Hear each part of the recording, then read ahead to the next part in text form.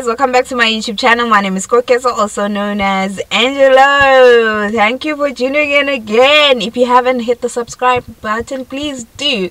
So today I'm trying out cuisine that is actually very uncommon in terms of in the cuisine land, I guess, because whenever you're thinking let me eat out, you're thinking, oh, I feel like Russia, not this. I'm trying out Russian food today, but whenever you want to eat out, you're always thinking like Chinese or Indian or Italian, French. And in Fukui there are quite a few restaurants from all over the world except for Africa. There's not a single restaurant, an African restaurant in Fukui. I haven't come across it. I've never heard of it. I've never seen it online. So if you are somebody of African descent or who is African and thinks they can cook and open up a restaurant, please come to Fukui and open one, because the nearest one is in Nagoya, which is like 3 hours away, and it's Nigerian. So there are no African restaurants in Fukui, but we do have like Filipino, Indonesian, Malaysian, Korean, you know, all these things. And I came across a Russian restaurant. And I saw this and I'm like, I gotta try this, because what do they eat in Russia? Like, nobody thinks of that. Like, whenever you think Russia, you think vodka, you think Moscow, you think Soviet Union, you think the war, you think Putin, you think of all these things except for the food. I feel like if I were to ask you what food do they eat in Russia, you would not be able to answer. So I saw this online, I'm like, oh, this is a thing? I gotta try this. Eating in Russia. I'm not sure if the owners are Russian or the owners are Japanese and they just have a thing for Russian food, but I am going to find out. Okay, in Africa we have sausages, right? They're not native to South Africa, not really, unless it's boerewors. That is a completely different thing. But in South Africa we have different sausages. So we have this one sausage that is called a Vienna. I don't know why it's named after Vienna, the place. And we have another sausage that's called a Russian. I know why. And then we have all these, like, it's mostly processed meats that are named after these nations or places. It's actually weird. We also have French polony. And it's like, why? Who thought of this? Like, whoever named these things, I need them to kind of like give us their standpoint as to how they came about with these names. But anyway, today we're trying out Russian food, and that's what we're doing. So let's go. I tried a thing with my eyebrows. I don't know if you guys can see. I saw it online. I was like, I like this.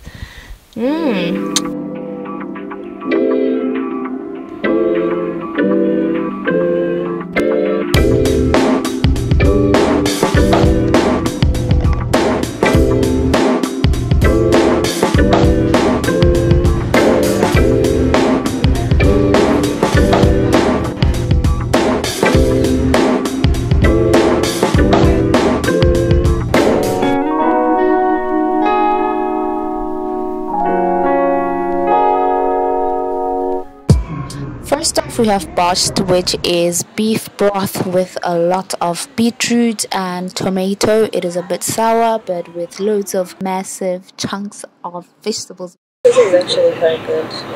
Like, it's food that you go home and find your mom is prepared for you. It's very hot. It's very warm with these big vegetables.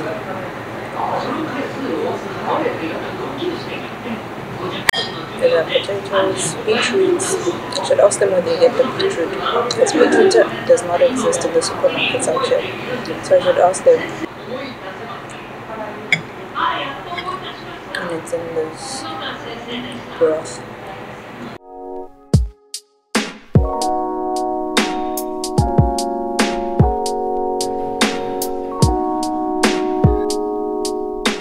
And next we have pierogi, which is deep fried, so I don't need to say much about that because deep fried food is almost always really good. So it is dough on the outside, a bit sweet with mince in the middle, loads of cheese. You specify how much cheese you want. It is food that you can nibble and snack on the entire day. And it's this linguine with mince. It's good though, a bit sweeter than linguine, but we never mince.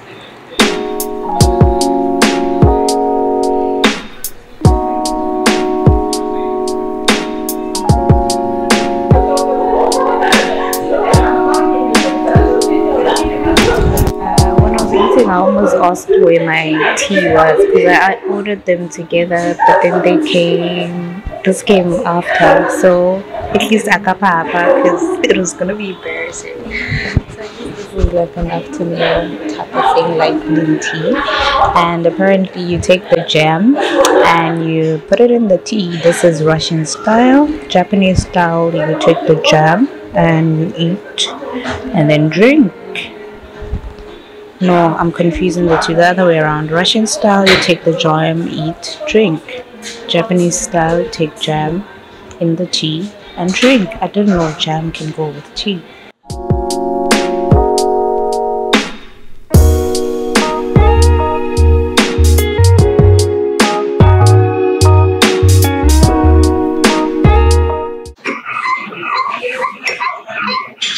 I feel like there's some biryani in biryani and some biryani for Fukui. Not taste it. Who does this? Because it makes sense, right? Tea with jam.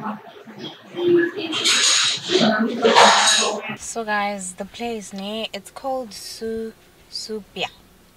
Supia. So soup plus YA. I don't know why I'm stressing that because it's not like, no. Maybe someone will come. Let me not be that person. But the place is called Supia, and it is quite good actually. I enjoyed the food. It has a warm, like, comfort food type of thing. Vegetables, I like that it had vegetables because it's very hard to come by vegetables in Japanese cuisine, because vegetables are not a thing, hey?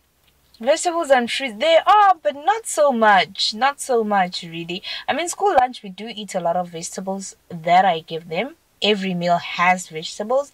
But outside of that, at a restaurant, the vegetable on the side, it's not a thing. So I appreciated the amount of vegetables that went into that and the varieties. There were carrots, there were beans, there was tomato, there was a little cubes of beef. Okay, and beef is expensive, so I only got like 3-4 pieces of beef in my soup, but I'm not complaining. And the mince fit cook type thing on the side was actually really good as well, very fresh. I saw in the kitchen, that's all they're doing, pap. Because they're really good. Like, I wanted to get some for takeaway, but I'm like, I said I'm not eating because muscles, so I'm not getting that. But I enjoyed the food. The man that works there tried to speak a bit of English. I also patched up with my bit of Japanese. He was so kind. I even asked him, I'm like, oh, did you live in Russia? He's like, no, I only visited there 10 years ago.